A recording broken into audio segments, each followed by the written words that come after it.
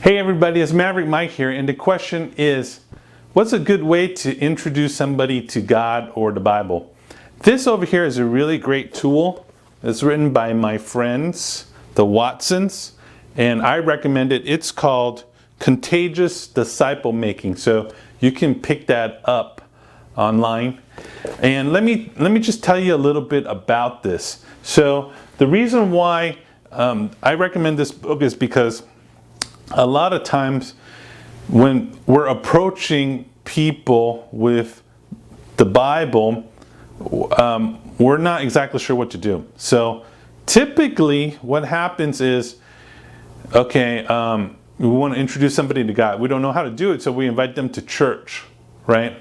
Nothing necessarily wrong with that, once again, but church is a foreign concept for a lot of people. They might not feel comfortable singing songs that they're not familiar with, and they're not exactly sure if they believe in the message that these songs are talking about. And then they might feel a little bit guilty or awkward when the money plate is being passed around, and they might feel like, this is a little bit awkward because everybody kind of believes this. I'm just kind of exploring this, and I'm not too sure about this, and they might not come back.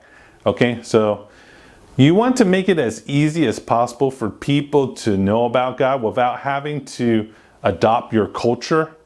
Yeah, people are just more comfortable with their own culture.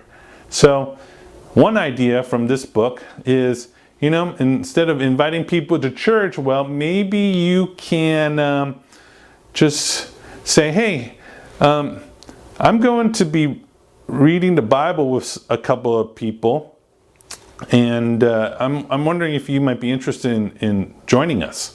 Or you can even say things like, hey, sometimes I like reading the Bible just for inspiration, to get some stories. Would you like to do it with me sometime? Right? That'll work too.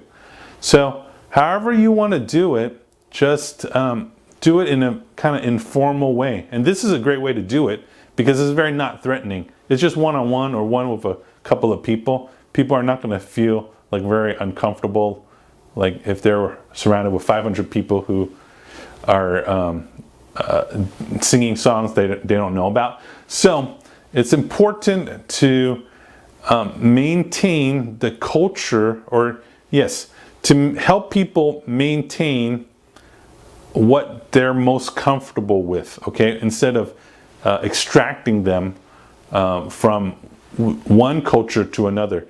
The advantage of just keeping people in their own culture is that, well, in their own culture, they know a lot of other people who might be interested in knowing about God too, right? But if you extract them into your culture, they kind of lose the relationships that they used to have, and they're no longer very useful in terms of having credibility with spreading the message of God to other people. So those are just some things to think about, and that's a great question. Thank you.